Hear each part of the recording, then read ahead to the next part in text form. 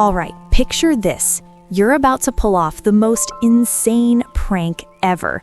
You've planned your own surprise party. It's genius. Your friends think they're surprising you, but you've secretly controlled everything.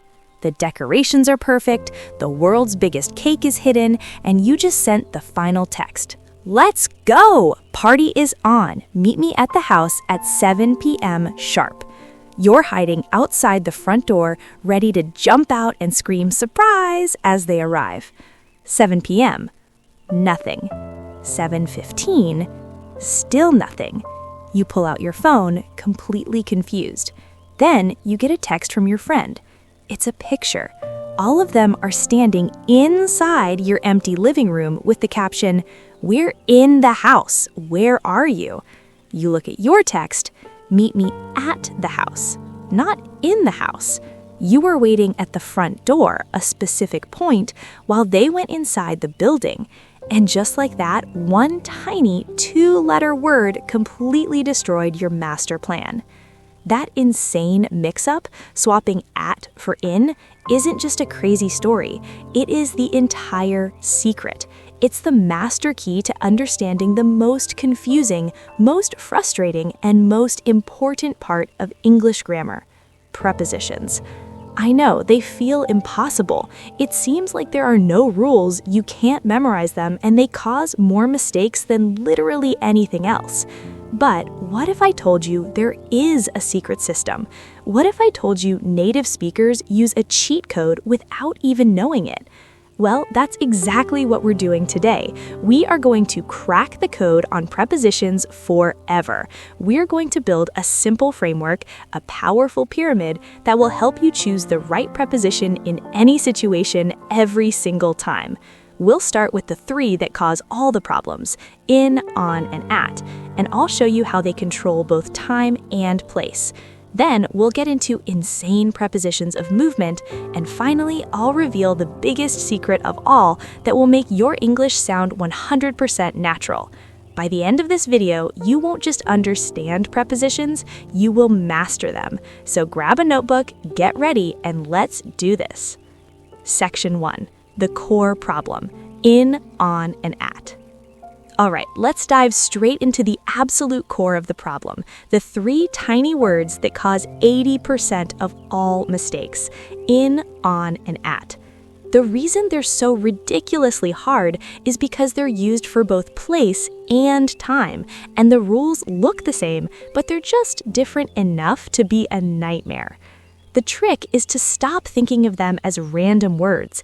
Instead, think of them like zooming in on Google Maps, going from the most general view to the most specific. Let's start with prepositions of place using an upside-down pyramid. At the very top, the biggest and widest level, we have in. In the middle, getting more specific, we have on. And at the bottom, the sharpest, most specific point, we have at. Let's break it down. In for huge areas and enclosed spaces. The preposition in is for when something is inside a large defined space. Think of it as the country view on the map. It's for being inside the borders of something, whether it has physical walls or just lines on a map. Remember our party disaster? Your friends were in the house. They were inside the 4 walls of the building. This is the most basic use. The cat is in the box, the money is in the vault, you are in a room right now. All of these are enclosed spaces. But in also works for gigantic areas. Think bigger. You live in a city. I live in New York City. That city is in a country. New York is in the USA. That country is in a continent. The USA is in North America. We are mentally inside the borders of a city, a country, or a continent. Here are more examples to make it super clear. Let's go for a walk in the park. You are inside the park's boundaries. The keys are in my pocket. Your pocket is a little enclosed space. I read about it in a book. The information is contained within the pages. She works in an office. An office is an enclosed room or building. He is swimming in the pool. I found a mistake in the document. A huge point of confusion is with vehicles. Here's a simple analogy. If you have to sit down and the vehicle feels like it's enclosing you, like a personal bubble, you are in it. If you can stand up and walk around on its surface, you are on it. So you are in a car, you are in a taxi, you are in a helicopter, but you are on a bus, on a train, on a plane, or on a ship. We'll come back to on in just a second, but that's a critical difference. So the rule for in is simple. Is it inside something? Is it within the borders of a massive area? If the answer is yes, you use in. Okay, let's move one level down our pyramid to on. On is more specific than in. On our map, this is like zooming in to see the street. We use on when something is sitting on a surface, physically touching it from above. The most basic example, the book is on the table. The book isn't in the table, it's resting on the flat surface. Here are more examples of on for surfaces.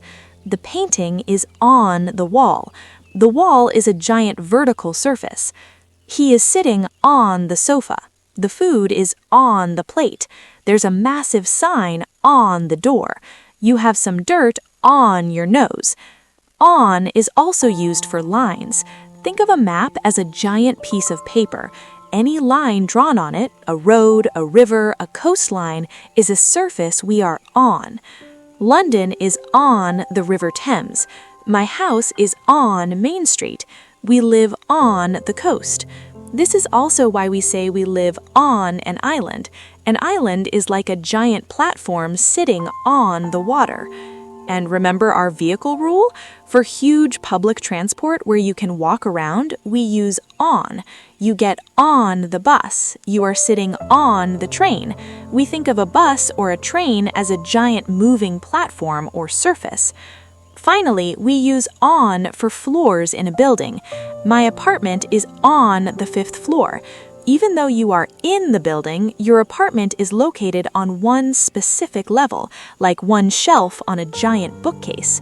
So, the rule for on is it on a surface? Is it on a line, like a street or a river? If yes, you use on.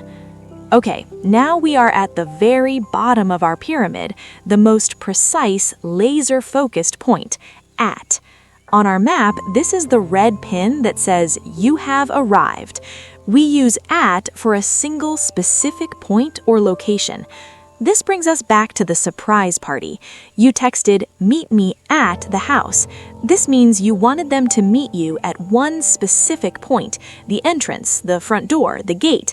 You weren't thinking about the general space inside the house, in, but the exact meeting point, at. Think of at as marking one exact spot. I'll wait for you at the bus stop, a very specific point on a street. Let's meet at the entrance to the stadium. He is sitting at his desk. He is positioned at the exact location of his desk. We also use at for general places when we care more about the purpose of being there, not the building itself. Think of it as a bubble of activity. The children are at school. They're in the learning bubble. I was at a party last night. You were in the social event bubble. He is at work. He's in the job bubble. We can buy milk at the supermarket. In these cases, you could say in the school, but that just means you are physically inside the building. She's in the school means she's literally inside the structure. She's at school means she's there for her daily purpose. It's a tiny difference, but it's all about what you want to emphasize. So, the rule for at is it a specific point, an exact address, a place defined by its activity? If yes, you use at. Let's recap the pyramid for place. In is giant enclosed spaces and areas, countries, cities, rooms. On is surfaces and lines, tables, walls, streets. At is tiny, specific, exact points, the door, the corner, an address.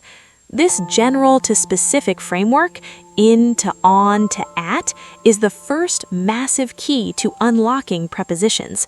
Now, watch how this same insane logic applies to time. Prepositions of time. in, on, and at. And here is the craziest part. The exact same pyramid works for time. The analogy just changes. Instead of zooming in on a map, think of time as water. At the top, for the biggest, longest periods, we have in. In is like a giant ocean of time. In the middle, more specific, we have on. On is like a single bottle of water taken from that ocean. And at the bottom, for the most precise moments, we have at. At is a single drop from that bottle. Let's break this down. In, for long, general periods of time. Just like in was for huge areas, for time, it's for huge, non-specific periods, like months, years, seasons, decades, and centuries. It's the ocean. My birthday is in July, the entire month. I was born in 1995, the entire year. It snows in winter, the entire season. The Beatles were famous in the 1960s, a whole decade. We also use in for parts of the day, with one massive exception. I drink coffee in the morning. I take a nap in the afternoon. I watch movies in the evening. The exception is night, which we will get to in a second. You can also use in to talk about a future time period. This video will end in 10 minutes. 10 minutes from this moment. I'll be back in a week, 1 week from now. So the rule for in with time, is it a huge period like a month, year, or season? Is it the morning, the afternoon, or the evening? Then you use in. On, for specific days and dates. Moving down the pyramid, on gets more specific. This is our bottle of water. We use on for single days and specific dates. A calendar is a great way to visualize this. A whole month is a big space you are in, but a single day is a small square you can put your finger on. We have a meeting on Monday. The party is on Saturday. My vacation starts on Friday. This applies to specific dates too. Her birthday is on November 20th. The challenge ends on the 4th of July. What are you doing on New Year's Day? Now, this is where 99% of people get confused. We also use on when we combine a day with part of the day. Let's have a meeting on Sunday morning.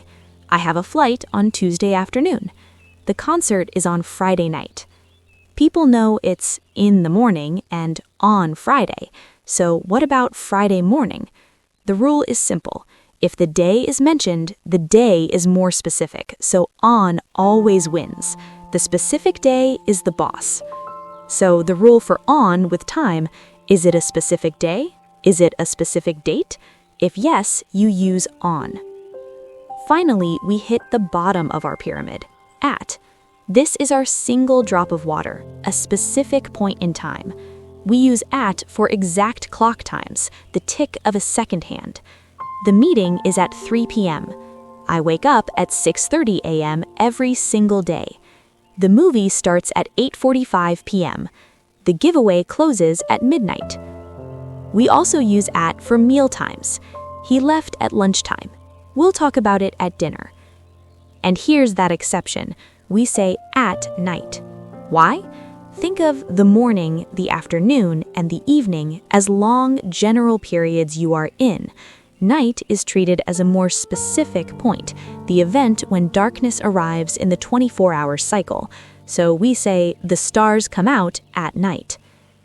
We also use at for holiday periods. I will see my family at Christmas. What are you doing at Easter? There's a subtle difference here. If you say, I'll see them on Christmas Day, you mean that one single day. If you say, I'll see them at Christmas, you mean the entire holiday period, which could be several days. One last thing. Americans usually say on the weekend, while British people usually say at the weekend. Both are correct, it just depends on who you're talking to. So the rule for at with time, is it a precise clock time, a meal time? Is it night or a holiday? Then you need at. Let's recap the time pyramid. In, huge periods, months, years, seasons, the ocean. On, specific days and dates, the bottle. At, precise clock times and moments. The drop. Do you see the pattern? General to specific, big to small. This pyramid is your new superpower. Okay, I am going to test you right now. I'm giving you a sentence with a blank. You have 3 seconds to shout out if it's in, on, or at. Ready? 1. The concert is blank Friday night. 3, 2, 1. The answer is on because we mentioned the day, Friday. 2. I live blank a small apartment blank the 3rd floor. 3, 2, 1. The answers are in and on. In a small apartment, enclosed space, and on the 3rd floor, a surface. 3. The train leaves blank 6 p.m. sharp. 3, 2, 1. The answer is at. It's a precise clock time. 4. My grandfather was born blank the 1950s. 3, 2, 1. The answer is in. It's a decade, a huge period of time. 5. Let's meet for coffee blank the corner of Maple and Pine. 3, 2, 1. The answer is at. It's an extremely specific point. 6. I saw that movie blank the cinema last week. 3, 2, 1. The answer is at. We're talking about the cinema as a place of activity. How did you do? If you got most of those right, you're a genius. If not, don't even worry.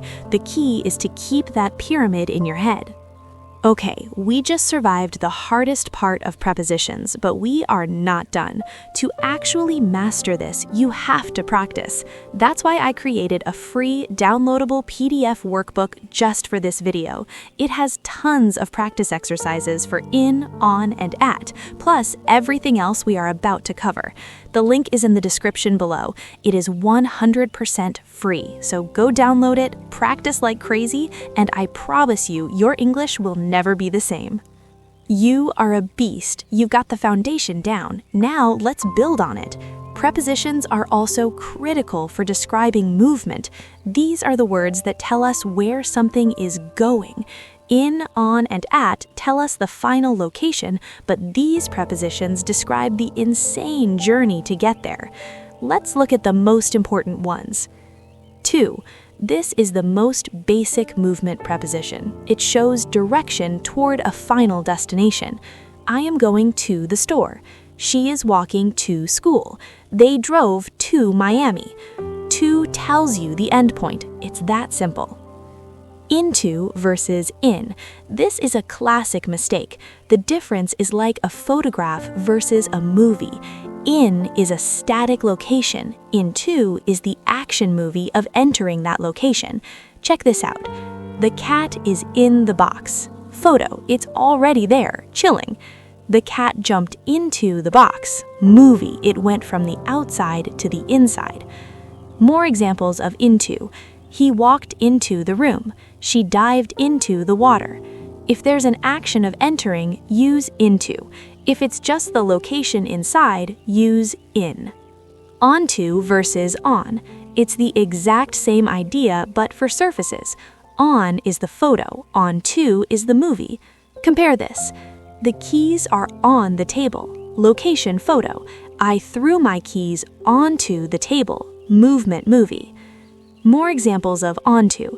The cat leapt onto the roof. He loaded the boxes onto the truck. If there's an action of moving to a surface, use onto. If it's just the location on the surface, use on. Through. This one is easy with an analogy. Think of being a worm digging through an apple. You move from one side of an enclosed 3D space to the other. We drove through the tunnel. You enter one side and come out the other. The train went through the mountains. She pushed her way through the massive crowd. Across. Now imagine an ant walking across that same apple. Across is for moving from one side of a flat 2D surface. I walked across the street. The boat sailed across the lake. She drew a line across the page. So through is for moving inside something, a tunnel, a forest.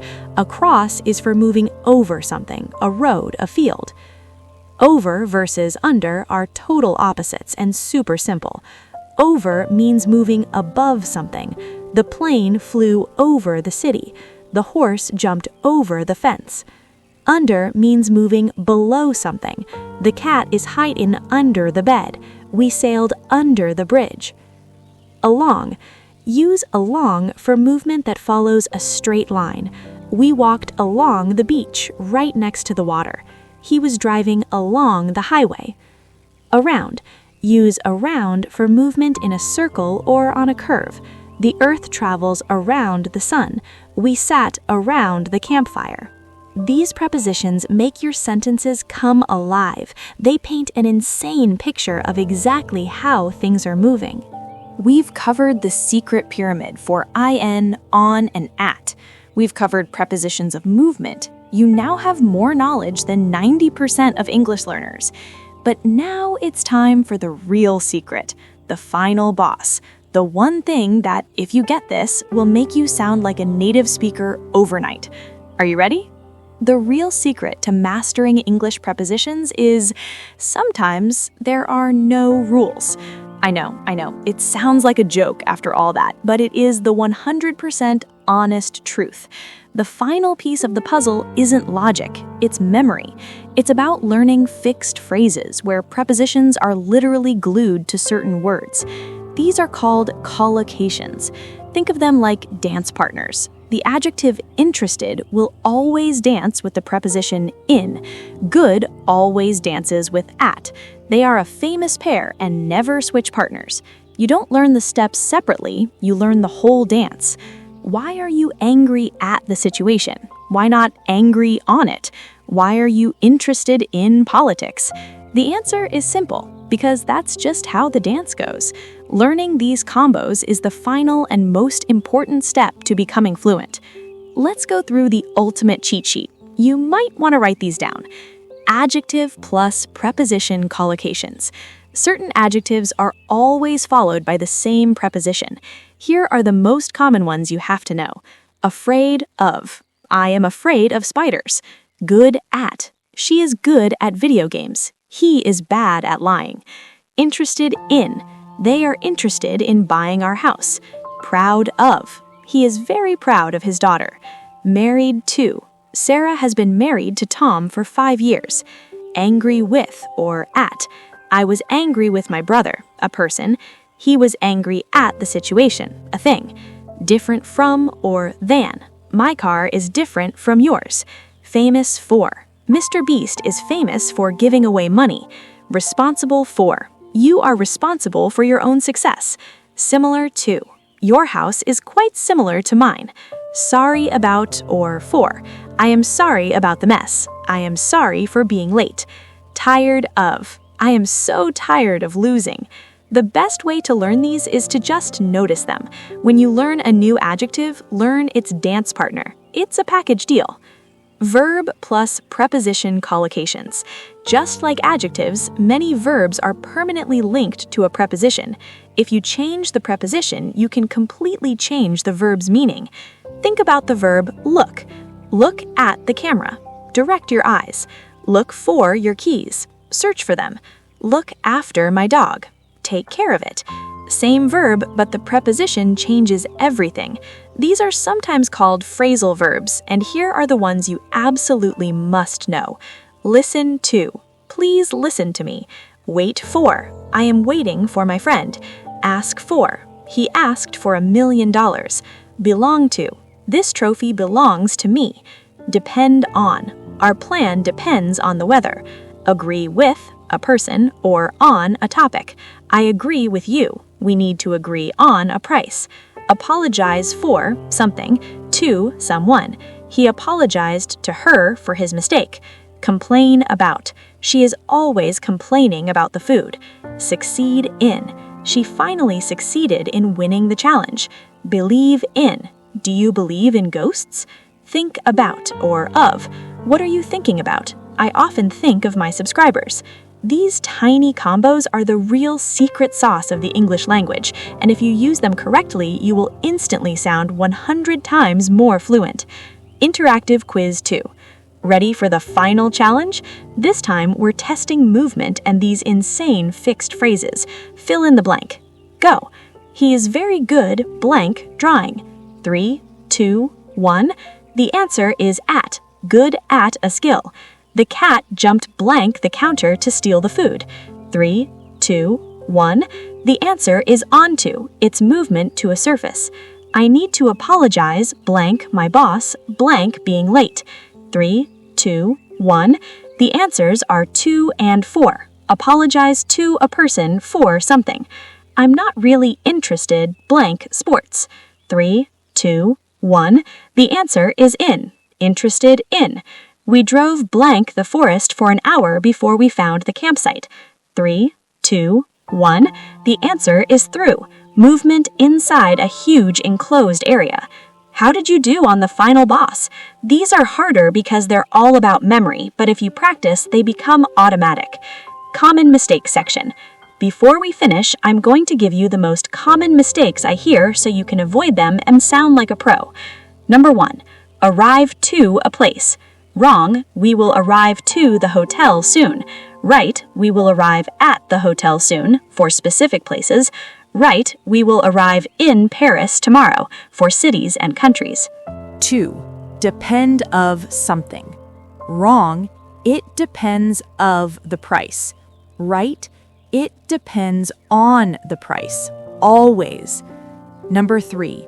Married with someone.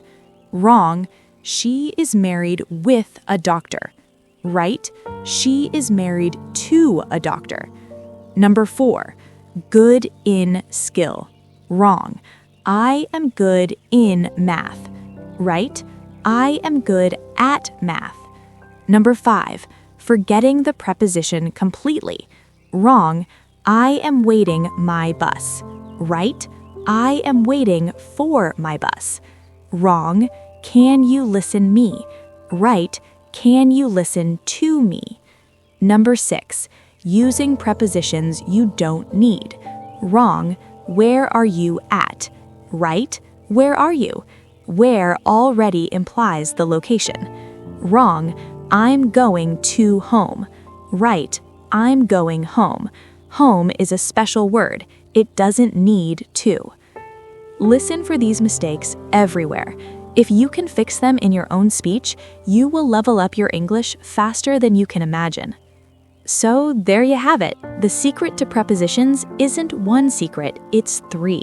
First, it's the pyramid of logic for in, on, and at. Think of it like zooming in on a map or pouring water from an ocean into a single drop. In for huge spaces and long times, on for surfaces and days, at for exact points and moments. Second, it's understanding the simple logic of movement. Think of the difference between a photo and a movie, like going into a room versus being in it, or a worm going through an apple versus an ant walking across it.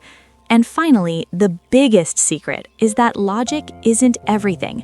The real cheat code is memorizing those fixed phrases, the dance partners like good at, interested in, and depend on, that native speakers use without thinking. When you combine these 3 strategies, logic, movement, and memory, the confusion disappears, the frustration is gone, and prepositions stop being an impossible challenge and start being what they really are. Tiny, powerful words that make your English precise and amazing. You won't have to worry about your friends showing up in the wrong place for your party. You'll be able to give directions, describe your day, and share your opinions with 100% confidence.